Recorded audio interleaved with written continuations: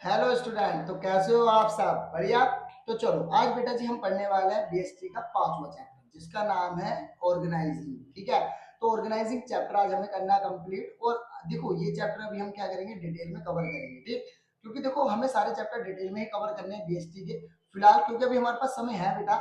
ठीक है, तो समय है तो हम उसको डिटेल में कवर करेंगे। देन फिर तो मैं आपको 21 को, ठीक है, एक ऐसा शॉर्ट मतलब एक पूरे के पूरे मतलब सभी चैप्टर को एक शॉर्ट वीडियो डालूंगा। ठीक है, 40-45 मिनट का, जैसे मैंने फिजिकल में डाला था जिसमें सब कुछ मैंने माइंड मैपिंग से पढ़ा दिया था, वैसे एक माइंड मैपिंग के साथ मैं आपको सारे चैप्टर पढ़ाऊंगा बीएसटी के भी वैसे ही।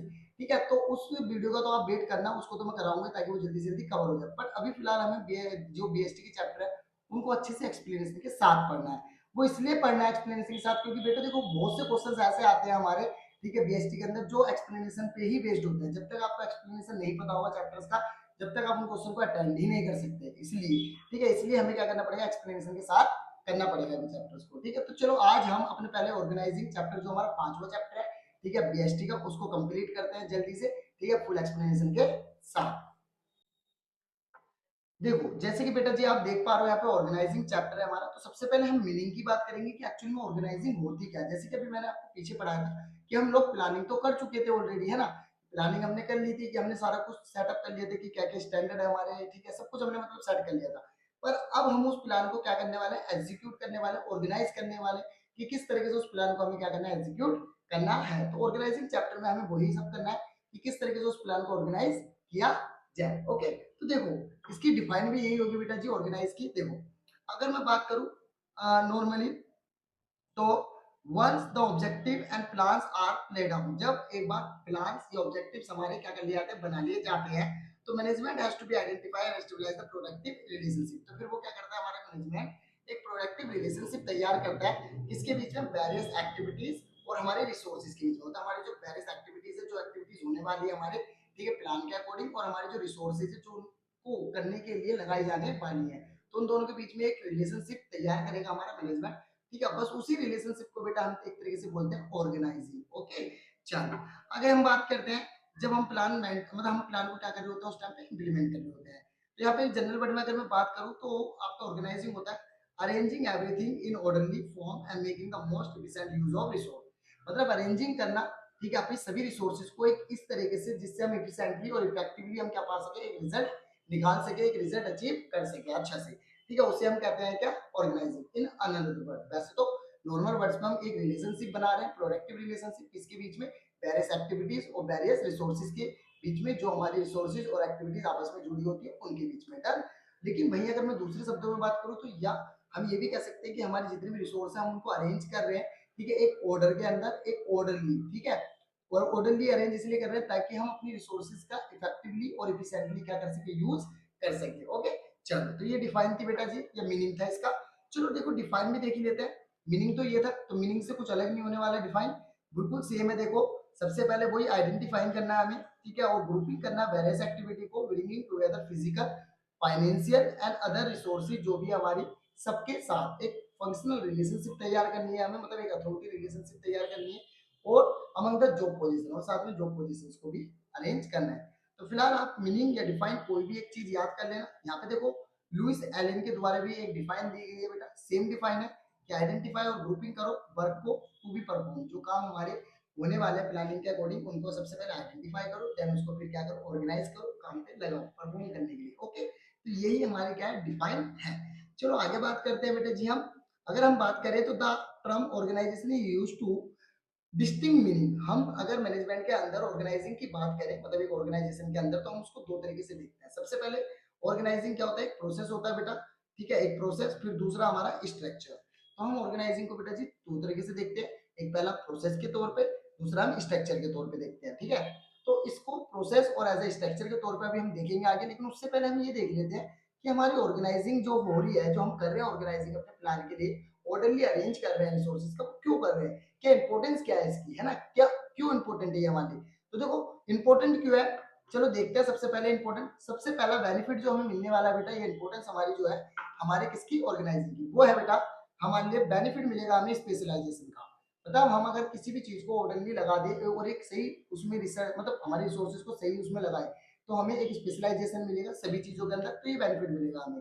क्योंकि हम क्या करेंगे, काम को डिवाइड कर देंगे इनटू डिफरेंट पार्ट्स ये जॉब में, और कंपेटेंट कर देंगे पर्सन्स को और अपॉइंटेड, और उन सभी लोगों को हम क्या करेंगे, अपॉइंट करेंगे बेटा जो उस काम में क्या हो, एकदम परफेक्ट हो उसको, ठीक है। तो उससे क्या होगा, वो बंदा उसमें स्पेशलाइज्ड होगा, और स्पेशलाइज है तो पहले से और ज्यादा हो जाएगा, है ना। तो ये हमें बेनिफिट मिलेगा। और जॉब डिस्क्रिप्शन दिया जाएगा रिटर्न डॉक्यूमेंट में, और क्लियर कर दी जाएगी उसकी जॉब को डिफाइन, कि उसकी क्या काम होंगे सब उसको बता दिया जाएगा। डन।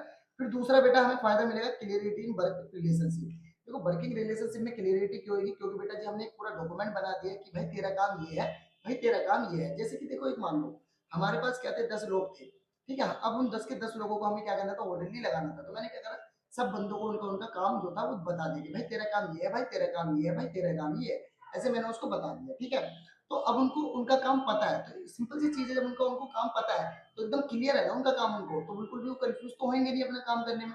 तो इससे क्या मिलती है, काम में क्लियरिटी मिलती है, बिल्कुल वर्किंग रिलेशनशिप एकदम फ्री रहती है, कोई लड़ाई झगड़ा नहीं, कोई कुछ नहीं, भाई तेरा काम तेरा है तू कर, ठीक है, नहीं करेगा तो तू रिस्पॉन्सिबल है, ऐसा हो जाता है इसमें, ठीक है। तो ये बेस्ट रहता है ऑर्गेनाइजिंग के अंदर सबसे, ठीक है, बेनिफिट मिलता है हमें, जो कि हमारी इंपॉर्टेंस है इसकी दूसरी ऑर्गेनाइजिंग की। डन। तीसरी बेटा हमारा फायदा ये मिलता है ऑप्टिमम यूटिलाइजेशन कर पाते हैं हम अपनी रिसोर्स का। ऑप्टिमम का मतलब है बेटा फुली यूटिलाइजेशन कर पाते हैं हम अपनी रिसोर्सेज का, फुली मतलब एक सही तरीके से, ठीक है, जिस तरीके से होनी चाहिए। अब क्यों ऐसा हुआ, क्योंकि बेटा हमने अपने रिसोर्स को उस जगह पर उसको लगाया है, ठीक है, उस एक्टिविटी के साथ जिस एक्टिविटी के साथ उसकी जरूरत थी, है ना। तो बिल्कुल भी वेस्ट नहीं होगा, ठीक है, हमारा कोई भी रिसोर्स अगर वेस्ट होएगा भी तो ज्यादा नहीं होगा, बिल्कुल कम वेस्ट होएगा, है ना। तो इसलिए हम कह सकते हैं कि ऑप्टिमम यूटिलाइजेशन हो पाएगा हमारे रिसोर्सेज का। क्लियर, इस जगह से। उसके बाद एडेप्टेशन टू चेंज। और बेटा जी एक चीज इसमें ये फायदा होता है, जब हम किसी चीज को ऑर्डरली लगा देते हैं तो बहुत ज्यादा फ्लेक्सिबल हो जाता है, बहुत ज्यादा डायनेमिक हो जाता है। अगर हमें उसमें कोई चीज भी चेंजेस लाने हैं तो हम बहुत इजीली उसमें चेंजेस ला सकते हैं। ओके, जैसे कि देखो यहाँ पे सिंपल सी चीज है, जब प्रॉपर्ली हमने डिजाइन कर लिया है कि flexible and where the working relationship, जो हम वर्किंग रिलेशनशिप ऑलरेडी क्लासिफाई कर चुके हैं, क्लियर कर चुके हैं, ठीक है। तो सूट द चेंजिंग, तो फिर हमें चेंजिंग इन्वायरमेंट करने में ज्यादा टाइम नहीं लगेगा, क्योंकि अगर उस चीज से रिजल्ट नहीं मिल रहा तो हम उसमें कुछ चेंज कर सकते हैं इजीली, इस तरीके से। उसके बाद इफेक्टिव एडमिनिस्ट्रेशन मिलेगा हमें बेटा जी, क्यों, क्योंकि सबके काम हमने बांट दिए अच्छे से, है ना।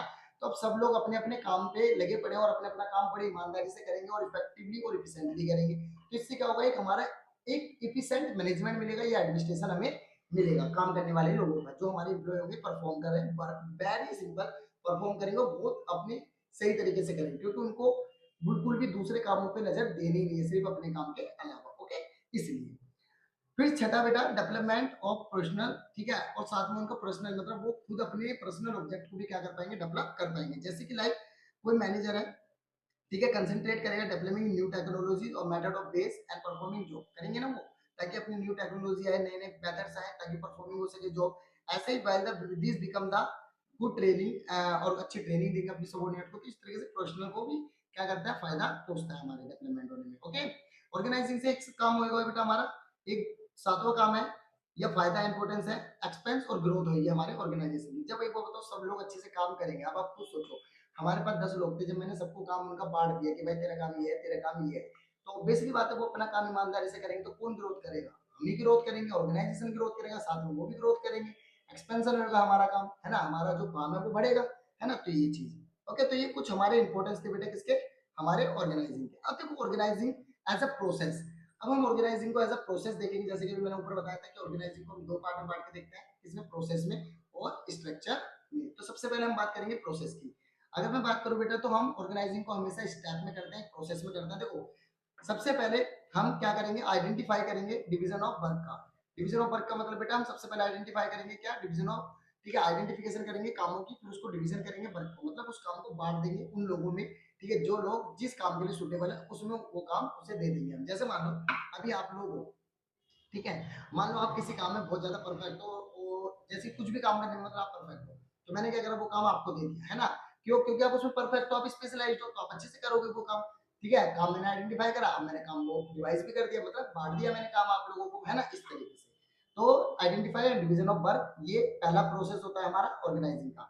दूसरा प्रोसेस होता है बेटा डिपार्टमेंटलाइजेशन, ठीक है, ये पॉइंट को थोड़ा ध्यान रखना, काफी बार इस पॉइंट पे क्वेश्चन आया है, ठीक है। तो इस पॉइंट को एक्सप्लेनेशन के साथ मैं आपको बता रहा हूँ। देखो डिपार्टमेंटलाइजेशन में होता क्या है बेटा जी, वो समझते हैं। सबसे पहले हम क्या करते हैं डिपार्टमेंटलाइजेशन में, ग्रुपिंग सिमिलर ठीक है, and related jobs into large unit और डिपार्टमेंट। देखो डिपार्टमेंट में क्या होता है, जो सिमिलर चीजें होती हैं या रिलेट करती है जो जॉब, ठीक है, किसी भी सेम चीज से, तो हम उनको क्या करते हैं, ग्रुप कर लेते हैं, एक साथ मिला लेते हैं, उसे हम कहते हैं डिपार्टमेंट। ठीक है, जैसे मान लो एक मान लो हमारे पास एक शोरूम है जिसके अंदर हम लड़के के कपड़े और लड़कियों के कपड़े भी बेच रहे हैं और बच्चों के भी बेच रहे हैं प्लस। ठीक है, अब यहाँ पे एक चीज ध्यान रखना, अब मैं अगर मान लो लड़का लड़की बच्चे तीनों के कपड़े एक साथ रखूं तो बहुत ज्यादा कॉम्प्लिकेशन होगा ना चॉइस करने में और समझने में कि किसके कपड़े क्या है ना।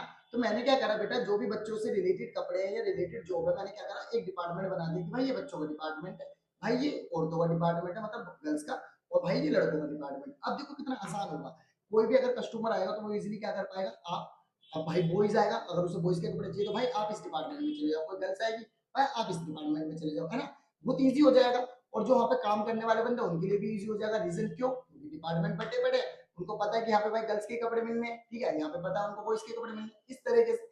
तो इस तरीके से क्या करते हैं, जो सिमिलर चीजें होती है, सिमिलर थिंग्स होती है, रिलेटेड जॉब्स होती है उस काम से, उसको एक साथ जोड़ दिया जाता है, उसे हम कहते हैं डिपार्टमेंट। ओके, तो ध्यान रखना, अगर केस स्टडी में कहीं पे भी ऐसी चीज आपको फील हो रही है कि कहीं पे ग्रुपिंग किया जा रहा है सिमिलर वर्ड्स को, तो वहाँ पे डिपार्टमेंटलाइजेशन कैरेक्टरिस्टिक्स का यूज हो रहा है ऑर्गेनाइजिंग की। ओके भाई, अगर बात करो बेटा डिवीजन और सेक्शंस कर देते हैं हम, मतलब हम बांट देते हैं काम को छोटे छोटे ग्रुपिंग करके, and placing them under the department head, और उसको क्या रखते हैं डिपार्टमेंट के हेड में, मतलब एक पर्टिकुलर यूनिट के अंदर रख देते हैं। यहाँ पे हेड का मतलब है पर्टिकुलर यूनिट से, एंड इट फैसिलिटेट स्पेशलाइजेशन, इससे क्या होता है, स्पेशलाइजेशन आता है। क्यों, देखो जैसे मैंने अभी यहाँ पे एक शोरूम लिया, मैंने आपको बताया लड़कों का अलग डिपार्टमेंट है, लड़कियों का अलग डिपार्टमेंट है, बच्चों का अलग है। अब बच्चों के कपड़ों के मामले में जो बंदे स्पेशलाइज्ड होंगे उनको मैंने वहां पे डाल दिया कि भाई तुम यहाँ काम करो, ठीक है, उनको पता है बच्चों के साइज वगैरह के बारे में जो भी है, तो कोई भी कस्टमर आएगा तो उसको हैंडल कर लेंगे वो। भाई अगर लेडीज के कपड़े वाला, ठीक है तो उनको मैंने उसमें डाल दिया। अगर मान लो लेडीज वाले में मेंस में डाल दूं और मेंस वाले लेडीज में, तो लेडीज के कपड़े मेंस को क्या पता, मेंस के कपड़े लेडीज को क्या पता, है ना, कंफ्यूजन हो जाएगी, स्पेशलाइजेशन नहीं है, बिल्कुल बिल्कुल कॉम्प्लिकेशन बिल्कुल बेकार है ना। लेकिन डिपार्टमेंट में क्या होता है, स्पेशलाइजेशन लाया जाता है बेटा इस तरीके से कि जो बंदा जिस जॉब के लिए परफेक्ट है वो जॉब उसको दे दी जाती है। ठीक है, तो ये बहुत ज्यादा ही इंपॉर्टेंट पॉइंट बनता है यहाँ पे कि स्पेशलाइजेशन को फैसिलिटेट किया जाता है ऑर्गेनाइजिंग की मदद से। ओके भाई, अगर मैं बात करूं बेटा डिपार्टमेंट क्या करता है, लिंक टुगेदर और इंटरडिपेंडेंट, लिंक्ड आपस में जुड़ भी जाते हैं और आपस में ये इंटरडिपेंडेंट भी होते हैं। ठीक है, उसके बाद aim to achieve coordination and facilitate unit of action, और बेटा सारे डिपार्टमेंट मिलके क्या करते हैं, कोऑर्डिनेशन करते हैं और ध्यान रखना यूनिट ऑफ एक्शन दिखाते हैं, मतलब सारे के सारे एक साथ मिलकर एक ही एक्शन लेना है। एक्शन क्या, कि ऑर्गेनाइजेशन गोल को क्या करना है, अचीव करना है, बस सब मिलकर एक साथ, यूनिटी ऑफ एक्शन। ओके, अब बात अगर हम करें बेटा तो इसी बेस पे हमने डिपार्टमेंट, जो डिपार्टमेंटेशन होता है हमारा, can be done on the basis of, तो उसको हम किस बेसिस पे बांटते हैं डिपार्टमेंट को। पहला बेस बेटा हमारा होता है फंक्शन के बेसिस पे बांटते हैं हम उसको सबसे पहले, दूसरा प्रोडक्ट के बेस पे, और फिर तीसरा टेरिटरी मतलब जगह के बेस पर हम उसको क्या करते हैं, डिवाइड करते हैं। ओके, तो ये बात ध्यान रखना, इन तीन तरीकों से हम क्या करते हैं डिपार्टमेंट को डिवाइड करते हैं, पहला फंक्शन, फिर प्रोडक्ट, उसके बाद टेरिटरी मतलब जगह के हिसाब से, एरिया के हिसाब से हम क्या करते हैं उसको बांट देते हैं। जैसे कि देखो फंक्शन के अकॉर्डिंग मार्केटिंग वाले अलग होंगे, ऑपरेशंस वाले अलग होंगे, फाइनेंस वाले अलग होंगे, ओके ऐसे और भी है। प्रोडक्ट के अकॉर्डिंग जैसे टेक्सटाइल कपड़े वाले अलग होंगे, ठीक है, केमिकल्स पावर डिवीजन, ठीक है, ये सब, and western northern central eastern ऐसे तरीके से। जैसे मान लो एक मैं नॉर्मल एग्जांपल देता हूँ, मान लो कि विशाल मेगा मार्ट है, अब विशाल मेगा मार्ट का आप देखते हो कि अलग अलग जगह शोरूम बने हुए हैं, मतलब अलग अलग मॉल खुले हुए हैं उसके, है ना, तो क्या है वो एरिया वाइज ही तो है कि भाई ये तेरा नॉर्थ में है, ये तेरा ईस्ट में है, ऐसे करके, तो उस तरीके से। ओके चलो आगे बात करते हैं, थर्ड स्टेप क्या होता है बेटा हमारा ऑर्गेनाइजिंग का, ठीक है, एज अ स्टेप या प्रोसेस के तौर पे असाइनमेंट ऑफ ड्यूटीज। अब इसमें क्या होता है, सिंपल सा होता है, काम बांट लिया, डिपार्टमेंट बांट दिया, अब काम बांटना है, मतलब काम असाइन करने की किस पर्सन को क्या काम मिलेगा। ओके, इसके अंदर वेरी सिंपल कि किसको क्या काम देना है, क्या पोजीशन देनी, वो डिफाइन की जाती है। फिर फोर्थ में बेटा स्टेबलाइजिंग द रिपोर्टिंग रिलेशनशिप। अब फिर ना चौथे नंबर पे हम रिपोर्टिंग रिलेशनशिप को डिफाइन करते हैं। रिपोर्टिंग रिलेशनशिप में देखो क्या होता है, मैं आपको बताता हूँ। जैसे मान लो रिपोर्टिंग रिलेशनशिप का मतलब यह है कि यहाँ पे 5 बंदे हैं, मान लो अब 5 बंदों में कौन बंदा किसको रिपोर्ट करेगा, वो रिलेशन यहाँ पे तय किया जाता है। जैसे मान लो 5 बंदे यहाँ पे ए बी सी डी ई है, तो मैंने क्या बोला कि भाई ए वाला जो होगा वो ई के लिए, ठीक है, अकाउंटेबल होगा, रिस्पॉन्सिबल होगा, मतलब ए जो है वो ई को जवाब देगा, जो भी देगा रिस्पॉन्सिबिलिटी है, और डी जो है वो सी को देगा जवाब, ऐसे। तो ये क्या करा मैंने, एक रिलेशनशिप बना दी कि भाई की रिपोर्ट कौन किसको करेगा, ए किसको कर रहा है, ई को कर रहा है, ठीक है, भाई डी किसको कर रहा है, सी को कर रहा है, इस तरीके से। ठीक है, तो इसमें रिपोर्टिंग रिलेशनशिप तैयार की जाती है कि काम की रिपोर्ट कौन किसको देगा। डन। अब यहाँ पे देखो स्पेसिफिक जॉब के अकॉर्डिंग, ओके, ताकि सेटिस्फेक्शन बना रहे परफॉर्म करिए हुई जॉब का, ओके। वही आगे बात करते हैं बेटा हम, ये 4 तरीके से हम 4 स्टेप में हम अपना ऑर्गेनाइजिंग को क्या करते हैं, प्रोसेस के तौर पर बांटते हैं और करते हैं ऑर्गेनाइजिंग पूरी तरह से, ठीक है। तो सिंपल देखो एक बार और रिमाइंड करा देता हूँ, काफी इंपॉर्टेंट है, क्योंकि सबसे पहले हमने क्या करना है, आइडेंटिफिकेशन करना है एंड डिवीजन ऑफ वर्क करना है, ठीक है, काम पहचानो फिर उसको डिवाइड करो, देन डिपार्टमेंटलाइजेशन कर देना है, फिर उसके बाद असाइन कर देनी है ड्यूटीज को, सिंपल, फिर एस्टेब्लिश करना है क्या, रिपोर्टिंग, ठीक, रिलेशनशिप, ओके। चलो अब हम ऑर्गेनाइजिंग को एज ए स्ट्रक्चर पढ़ते हैं। अगर ऑर्गेनाइजिंग एज ए स्ट्रक्चर की मैं बात करूं तो बेटा जी देखो, सिस्टम ऑफ जॉब पोजीशन, ठीक है, स्ट्रक्चर में, and role assign to them and authority responsibility relationship among positions. अब क्या हुआ, सबसे पहले क्या करा, एक जॉब पोजीशंस तैयार करी कि किसकी क्या पोजीशंस होगी जॉब में, वो बताया। उसके बाद उसको क्या करा जा रहा है, असाइन कर दी उसको बेटा उसका रोल और उसकी अथॉरिटी कि भाई तेरे पास ये पावर है, ओके, ये पावर है तेरे पास और तू ये रिस्पांसिबिलिटी रखता है, अगर कुछ भी गड़बड़ हुई भैया इस चीज को लेकर तो तू जवाब देगा, कोई नहीं देगा जवाब। क्यों, क्योंकि रिस्पांसिबल तू है इस चीज के लिए। जैसे मान लो मैंने आपके ऊपर एक रिस्पांसिबिलिटी दे दी कि बच्चों आपको, ठीक है, 80% लाना है, मान लो, ठीक है, बीएसटी में। अब आपको रिस्पांसिबिलिटी दे दी, अब अगर आप मान लो आप पर्टिकुलरली मैंने आपको बोला सिर्फ, ठीक है, जो इस टाइम वीडियो देख रहा है उसी को बोल रहा हूँ वही बात, ठीक है, मान लो मैंने आपको 80% बोला लाने के लिए बीएसटी में, अब आप नहीं लाते, ठीक है, तो इसकी रिस्पांसिबिलिटी कौन देगा मुझे, तो आप मुझे जवाब दोगे कि जब मैंने सब कुछ आपको करा दिया, ठीक है, सब तैयारी करा दी, पीवाईक्यू करा दिया, मान लो सब चीजें आपको मैंने करा दी, सारा सिलेबस पढ़ा दिया, तो फिर 80% क्यों नहीं लाए, तो पेपर में तो क्वेश्चन पढ़ाए हुए भी है, फिर आप क्यों नहीं लेकर आए, बताओ 80%। तो उस टाइम पे आप ही जवाब दोगे मुझे, आपकी रिस्पॉन्सिबिलिटी है कि आप जवाब दो, है ना। बस वैसे ही बेटा समझ लो कि यहाँ पे भी होता है कि पोजीशन दे दी गई, रिस्पॉन्सिबिलिटी दे दी गई, अगर कुछ भी गड़बड़ होगी भैया तो आप जवाब दो जिसको रिस्पॉन्सिबिलिटी दी गई। तो स्ट्रक्चर में यही होता है बेटा, ठीक है। उसके बाद देखो क्या होता है यहाँ पे, ये एक तरीके की क्या होती है, फ्रेमवर्क होता है within which managerial and operating task are perform. ये एक ऐसी फ्रेमवर्क होती है, मतलब एक ऐसी फ्रेम होती है मान लो जिसके अंदर साफ साफ लिखा होता है कि भैया ये काम तुझे परफॉर्म करना है, ठीक है, और मैनेजनली तरीके से ये टास्क ऑपरेट करना है तुझे, ठीक है, इस तरीके से फ्रेम होती है पूरी। और फिर यहाँ पे एक रिलेशनशिप बताई जाती है बेटा, पीपल, वर्क और रिसोर्स, कि लोगों में, वर्क में और रिसोर्स में क्या रिलेशनशिप होगी वो यहाँ पे डिस्क्राइब कर दिया है, पूरी तरह से डिफाइन कर दी जाती है, ओके। वही अगर मैं बात करूं तो यहाँ पे बेटा ये इट में भी वर्टिकल और ये इट में भी वर्टिकल भी हो सकता है और इट में भी हॉरिजॉन्टल। देखो इट में भी वर्टिकल मतलब जैसे कि लाइक ऐसे मान लो A B C D E as a vertical, ये है वर्टिकल ऊपर से नीचे की तरफ, ठीक है, टॉप से नीचे की तरफ, बॉटम की तरफ, ये वर्टिकल है। Horizontal A B C D इस तरीके से लगा दिया जिसको मैंने, ये हॉरिजॉन्टल। अब हॉरिजॉन्टल का मतलब हो गया बेटा कि इक्वल लेवल पे है, सारे बराबर लेवल के बंदे हैं, ठीक है। और वर्टिकल में क्या हो गया, सारे ऊपर नीचे, कोई ऊपर मतलब कोई बड़ी पोजीशन का, कोई छोटी पोजीशन का, कोई उससे छोटी पोजीशन, इस तरीके से।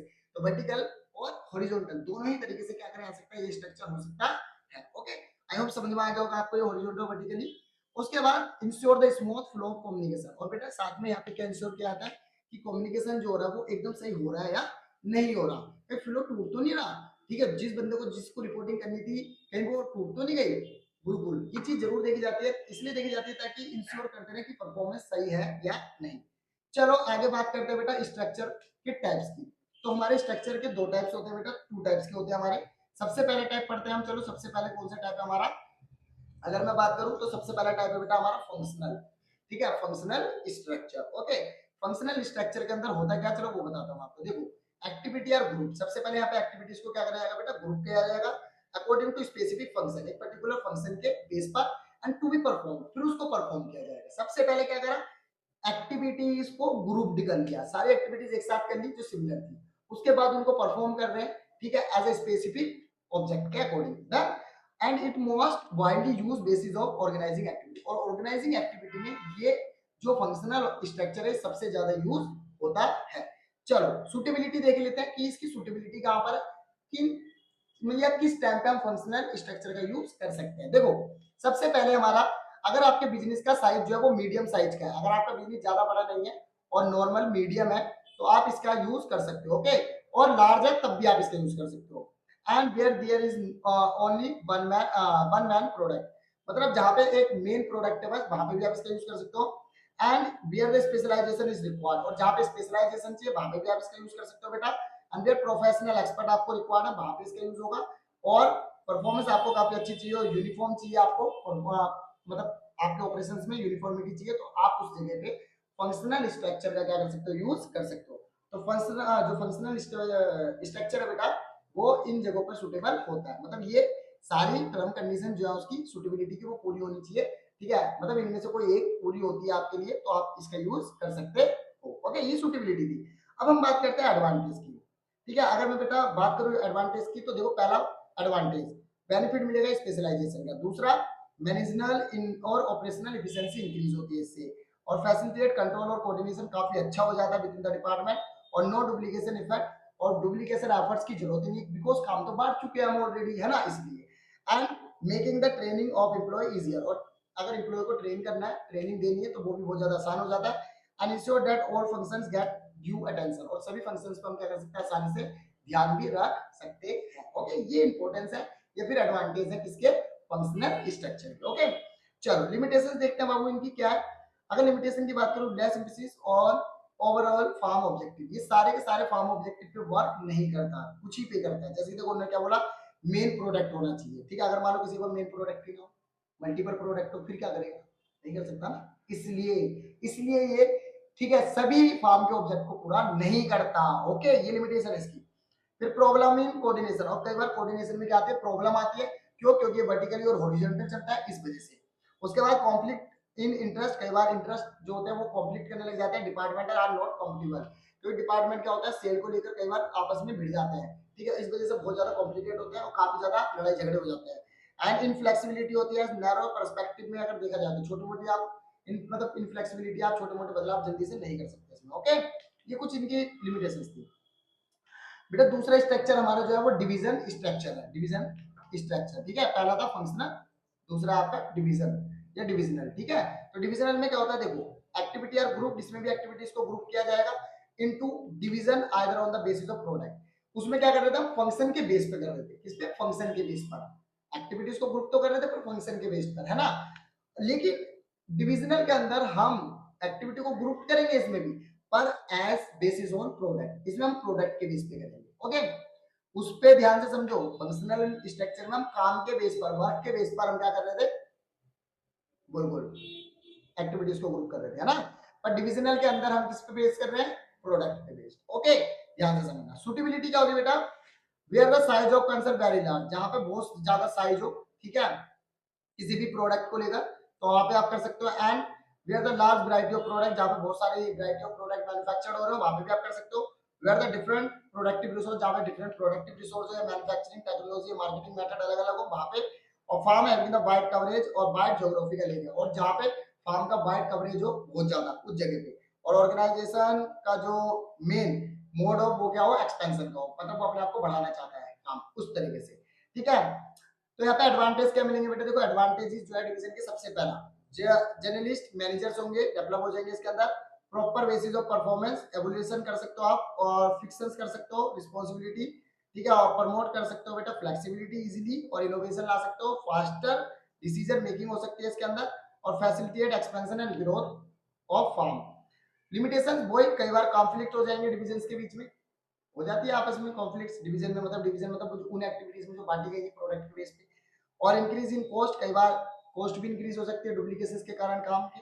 मैनेजर में इग्नोर, कई बार मैनेजर क्या कर सकता है, इंटरेस्ट इग्नोर कर सकता है फार्म का। और अंडर यूटिलाइज हो सकती है रिसोर्सेज या परफॉर्मेंस हमारे। और नॉट सुटेबल फॉर मीडियम और स्मॉल स्केल ऑपरेशन, और छोटे मोटे कामों के लिए बिल्कुल भी सुटेबल नहीं है। ओके, तो ये कुछ इसकी लिमिटेशंस हैं। डन, चलो ये दो तरीके के जो स्ट्रक्चर थे बेटा वो मैंने आपको बताया, एक फंक्शनल था, दूसरा डिविजनल था। डन, चलो अब हम बात करते हैं फॉर्मल ऑर्गेनाइजेशन क्या होता है बेटा। देखो अगर मैं बात करूं फॉर्मल ऑर्गेनाइजेशन की, तो फॉर्मल ऑर्गेनाइजेशन क्या होता है, द ऑर्गेनाइजेशन स्ट्रक्चर, ठीक है, that designed by the management, वो स्ट्रक्चर जो मैनेजमेंट के द्वारा डिजाइन किया गया to complies the organizational object, मतलब वो, ठीक है, वो स्ट्रक्चर, ऑर्गेनाइजेशन स्ट्रक्चर, वो स्ट्रक्चर, ठीक है, जो मैनेजमेंट के द्वारा क्या किया गया है, बनाया गया है, डिजाइन किया गया है, ठीक है, एक क्या फार्म के ऑब्जेक्ट को पूरा करने के लिए, उसे हम कहेंगे formal organization. It specific clear, इसमें क्या होता है, क्लियरली बाउंड्री और अथॉरिटीज और रिस्पांसिबिलिटीज क्या होती है, वो क्लियर होती है, मतलब अथॉरिटी और रिस्पांसिबिलिटी की बाउंड्रीज एकदम क्लियर होगी इसके अंदर बाबू, ठीक है। और सिस्टमैटिक कोऑर्डिनेशन होता है इसके अंदर, ठीक है, ये बात ध्यान रखना, सिस्टमैटिक तरीके से चलता है कि भाई कौन किसको रिपोर्ट करेगा, वो सब फॉर्मल में। जैसे कि अब यहाँ पे देखो हमारे लुइस एलिन क्या कहते हैं, वो डिफाइन करते हैं कि इसके अंदर जो डिफाइन जॉब होती है, each wearing a definite measure of authority. इसमें जॉब डिफाइन होगी और हर किसी के पास अपनी खुद की अथॉरिटी होती है इसके अंदर, और रिस्पॉन्सिबिलिटी होती है और अकाउंटेबिलिटी होती है। फीचर्स क्या है? Very simple features. देखो, सबसे पहला क्लियर, अथॉरिटी क्लियर रहती है, अथॉरिटी रिलेशनशिप एकदम क्लियर है कि भाई किसके पास क्या पावर है, तो सबका पता है। उसका means to achieve organizational object, इनका सबसे मेन जो ऑब्जेक्ट होता है वो यही होता है कि ऑर्गेनाइजेशनल ऑब्जेक्ट को क्या करा जाए, पूरा किया जाए। ठीक है, कोऑर्डिनेशन एफर्ट्स होते हैं वेरियस डिपार्टमेंट में हमेशा, मतलब सारे डिपार्टमेंट मिलकर काम करते हैं। और डेलिब्रेट डिजाइन होता है, मतलब डेलिब्रेट क्यों, क्योंकि सिर्फ टॉप मैनेजमेंट ही क्या करता है, इसको डिजाइन करता है इस फॉर्मल ऑर्गेनाइजेशन को। और एम्फेसिस ऑन वर्क, और ये काम पर डिपेंड करता है कि वर्क क्या, किस काम, मतलब किस प्रकार का काम है। ओके, इस तरीके से इसमें पर्सनल रिलेशनशिप जो होती है वो इंटर होती है, मतलब एम्प्लॉयज के बीच में एक पर्सनल रिलेशनशिप बनी होती है, वो भी काम को लेकर। डन। इंपॉर्टेंस क्या है बेटा जी, देखो, इजी होती है रिस्पॉन्सिबिलिटी को फिक्स करना। दूसरा, avoid duplication of efforts, efforts को जब आपने काम बांट दिया तो डुप्लीकेशन का मतलब ही नहीं, इसलिए मेंटेन चैन ऑफ कमांड। जो चैन ऑफ कमांड मतलब कौन किसको कमांड देगा, कौन किसको ऑर्डर देगा, इसका मतलब वो पहले से तय होता है। ठीक है, उसके बाद clarify role of the job position, job position का रोल मतलब किस बंदे को जो काम दिया गया है उसका क्या रोल होगा वो ऑलरेडी क्लियर होता है पहले से ही। ठीक है, एंड प्रोवाइड स्टेबिलिटी, और इससे क्या आता है, ऑर्गेनाइजेशन में स्टेबिलिटी आती है। ठीक है, बार बार ऑर्गेनाइजेशन बदलता नहीं है, कोई ये नहीं कि मिनट मिनट में बदल रहा है। ठीक है, फॉर्मल ऑर्गेनाइजेशन। अब देखो लिमिटेशंस क्या बेटा इसका, पहले तो प्रोसीजरल डिले, बहुत ज्यादा डिले हो जाता है डिसीजन लेने में। क्यों? हर चीज के लिए एक प्रोसीजर होगा, हर चीज के लिए एक प्रोसीजर होगा, इसलिए एंटिग्रिटी बहुत ज्यादा होती है। ठीक है, उसके बाद does not give a complete picture, और ये कंप्लीट पिक्चर कभी भी नहीं देता कि ऑर्गेनाइजेशन ने कितना काम करा, क्या काम करा। ओके, अब बात करें बेटा हम इनफॉर्मल ऑर्गेनाइजेशन की। तो इनफॉर्मल ऑर्गेनाइजेशन की अगर मैं बात करूं तो देखो, ये वो ऑर्गेनाइजेशन है बाबू, ठीक है, जो इंडिविजुअल इंटरेक्ट करता है and each other and develop some social and friendly relationship, जो सोशल और फ्रेंडली रिलेशनशिप बना लेता है वो ऑर्गेनाइजेशन। ठीक है, और इसका नेटवर्क जो होता है सोशली और फ्रेंडली ग्रुप वाला होता है इसका मोस्टली। ठीक है, उसके बाद ये बेस्ड होता है कॉमन लैंग्वेज, टेस्ट और लाइक पर बेस्ड होते हैं ये। ठीक है, जैसे कि मोमोज वगैरह की रेडी हो गई आपकी, लाइक लगा लो ऐसे। क्लियर? चलो आगे बात करता हूँ। यहाँ पे मैं फीचर्स की, तो फीचर्स की अगर बात करूं तो बेटा arise within the formal setup as the result of personal interaction.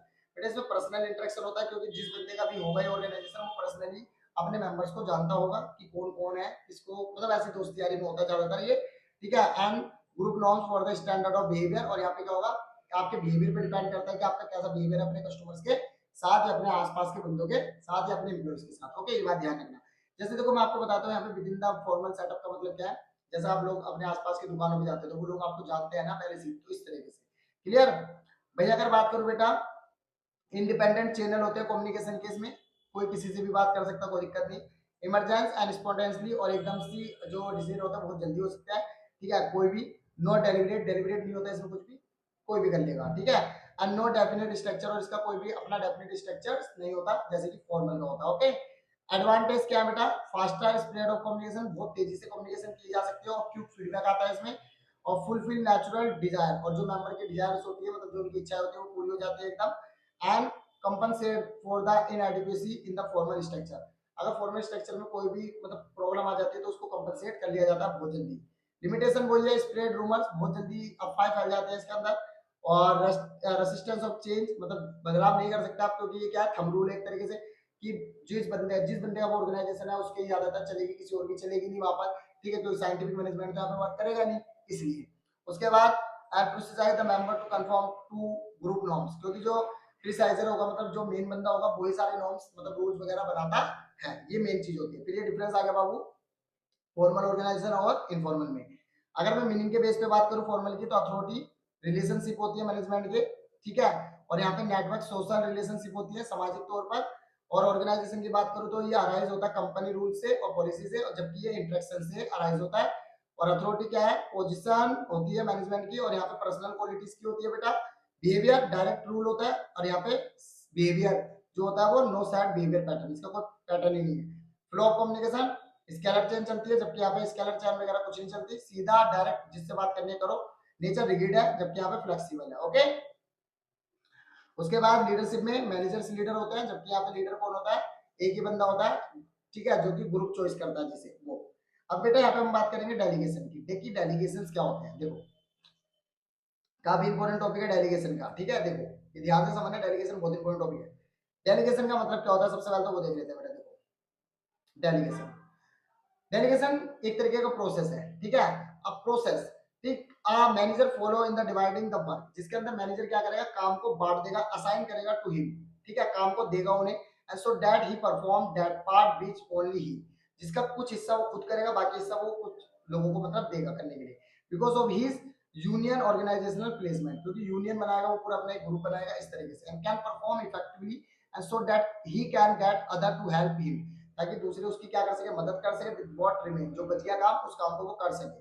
तो मतलब डेलीगेशन को अगर हम बात करें तो बेटा एक सिस्टमेटिक, ठीक है, ट्रांसफर है किसका, अथॉरिटी का, एक सिस्टमेटिक ट्रांसफर कर रहे हो आप किसको, अथॉरिटी को ट्रांसपोर्ट कर रहे हो, ठीक, कहां से, सुपीरियर से अपने सबऑर्डिनेट को। सिंपली अगर मैं बड़े में बोलूं तो देखो इसमें क्या कर रहा है, एक सुपीरियर है जो क्या कर रहा है, अपने एक छोटा सा ग्रुप बनाया उसने और अपने थोड़ी थोड़ी अथॉरिटी उस ग्रुप को दे दी, मतलब अपने सबऑर्डिनेट्स को दे दी, ठीक है, कि भाई तुम काम करो, इस अथॉरिटी पे तुम काम करोगे इतना, बाकी का बचा हुआ मैं करूंगा, ठीक है, और कुछ रह गया, ठीक है, तो उसके लिए आपको मेरे से पूछना है, ऐसा, ठीक है।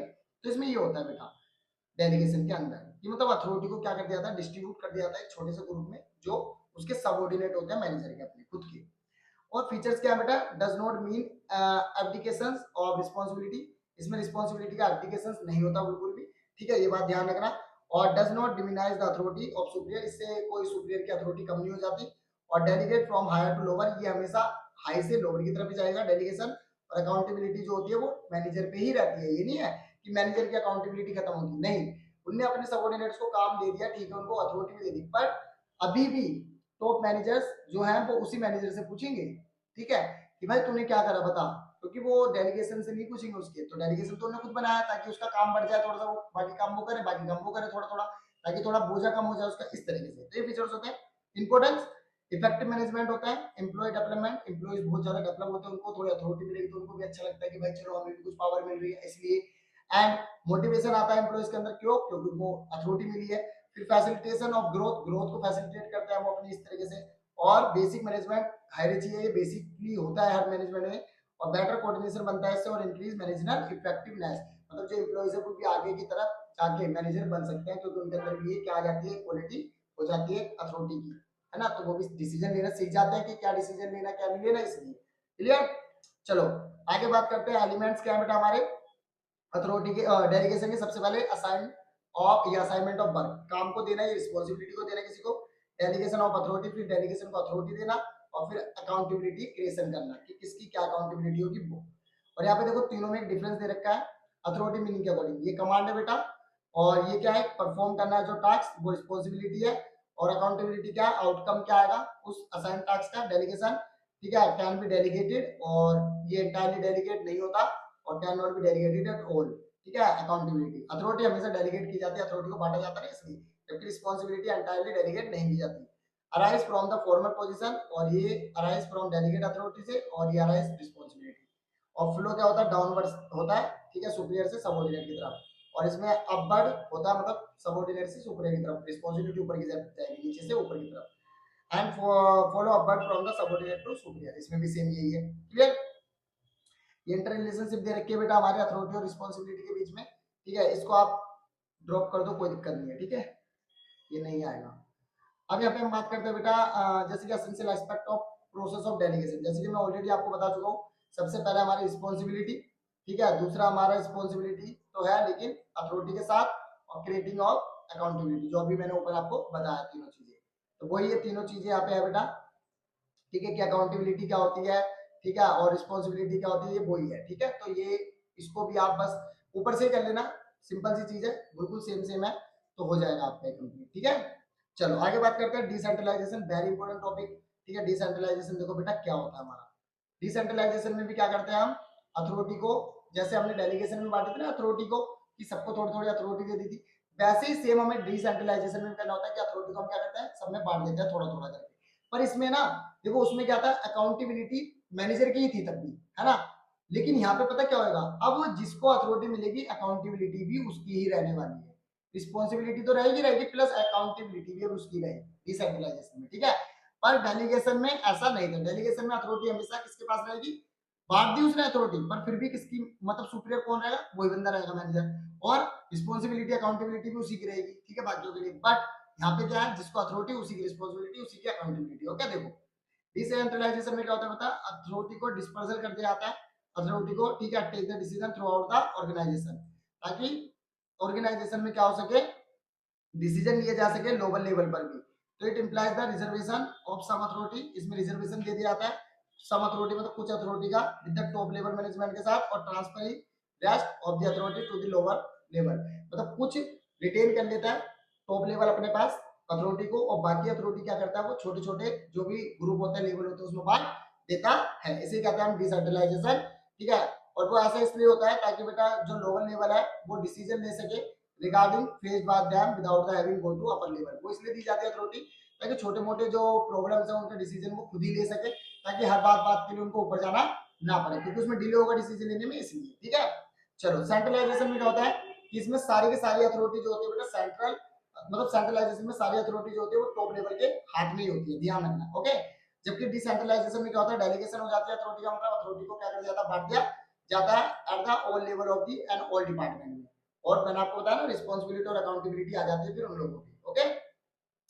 इंपॉर्टेंस देखते हैं, चलो इंपॉर्टेंस में सबसे पहले देखो बेटा इंपॉर्टेंस हमारी, ठीक है, डिसेंट्रलाइजेशन का develop initiative among the subordinate, initiative मतलब एक सबऑर्डिनेट्स के अंदर एक कंपटीशन क्रिएट करेगा ये, ठीक है, तो उनको अथॉरिटी मिल गई, क्लियर, अब वो डिसीजन ले सकते हैं अपनी किसी भी प्रॉब्लम के लिए छोटी मोटी, ठीक है, इसलिए फिर development management talent for the future, future के लिए, ठीक है, डेवलपमेंट करते हैं वो क्या, मैनेजर की एक मतलब एम्प्लॉय के अंदर एक मैनेजेबल एक्टिविटी या मानो क्वालिटी उसमें क्या होती है, डेवलप होती है।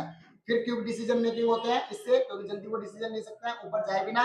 फिर relief to top management, top management का थोड़ा प्रेशर कम हो जाता है, जो बोझा होता है वो। उसके बाद फैसिलिटेट ग्रोथ, मैं जो मतलब होता है ना हमारा, मतलब एक तरीके से मान लो जो टॉप लेवल है या हमारा जो फार्म है वो क्या करेगा, अपने आप को फैसिलिटेट करेगा ग्रोथ करने में, डन। और बेटर कंट्रोल होगा उसका, ठीक है, एडिक्यूट अथॉरिटी होगी तो। अब बेटा ये देखो छोटा सा डिफरेंस है, डिफरेंस क्या है, डिफाइन के अकॉर्डिंग अगर मैं बात करूं तो इंटरेस्टमेंट होता है रिस्पांसिबिलिटी का और अथॉरिटी का, ठीक है, सुपीरियर पे डेलीगेशन, पर यहाँ पे क्या होता है सिस्टमैटिक डेलीगेशन हो जाता है, तो जिस वजह से ऑर्गेनाइजेशन के ऊपर ही सारी की सारी क्या आ जाती है, बात आ जाती है लोअर लेवल की, जिसके पास क्या होती है, अथॉरिटी होती है। रिलेशनशिप में क्या होता है कि हमेशा सुपीरियर के साथ रिलेशनशिप बनी रहेगी, पर यहाँ पे रिलेशनशिप जो है वो टॉप मैनेजमेंट की बैलेंस डिपार्टमेंट के साथ होगी। कंट्रोल क्या होगा यहाँ पे, delegate keep the power to control with himself, अपने साथ रखेगा, पर यहाँ पे डेलीगेट करेगा लोअर लेवल तक। और यहाँ पे नीड क्या होगी बेटा, एसेंशियल है एग्जीक्यूटिव करने के लिए, मतलब चीजों को करने के लिए। और यहाँ पे कंपलसरी नहीं है, ऐसा जरूरी नहीं कि कंपलसरी है, यहाँ पे कंपलसरी हो सकता है थोड़ा, एसेंशियल है मतलब कंपलसरी नहीं, यहाँ पे भी। पर्पस क्या है, रेड्यूस बर्डन, बर्डन को कम करने के लिए क्या आता है, सुपीरियर अपना। और यहाँ पे क्या होता है, सबऑर्डिनेट के रोल को इंक्रीज करने के लिए क्या आता है, प्रोसेस, अथॉरिटी को डेलीगेट करना। और यहाँ पे जरूरी नहीं है कि अथॉरिटी डेलीगेट हो, यहाँ पे डिसेंट्रलाइजेशन भी हो सकता है, यहाँ पे बस पॉलिसी डिसीजन लिए जाते हैं वो भी टॉप मैनेजमेंट से, ओके। फिर यहाँ पे अगर मैं बात करूं पार्टी इन्वॉल्व, इसमें दो पार्टीज इन्वॉल्व होती है, डेलीगेटिंग और, ठीक है, और मैनेजर। और यहाँ पे कौन इन्वॉल्व होता है, एंटायर ऑर्गेनाइजेशन, इसमें पूरा ऑर्गेनाइजेशन इन्वॉल्व होगा। रिस्पॉन्सिबिलिटी क्या है, फुल रिस्पॉन्सिबिलिटी, ठीक है, और अकाउंटेबिलिटी ट्रांसफर नहीं होती, सुपीरियर पे रहती है पूरी, और फुल रिस्पॉन्सिबिलिटी और अकाउंटेबिलिटी ट्रांसफर हो जाती है इसमें।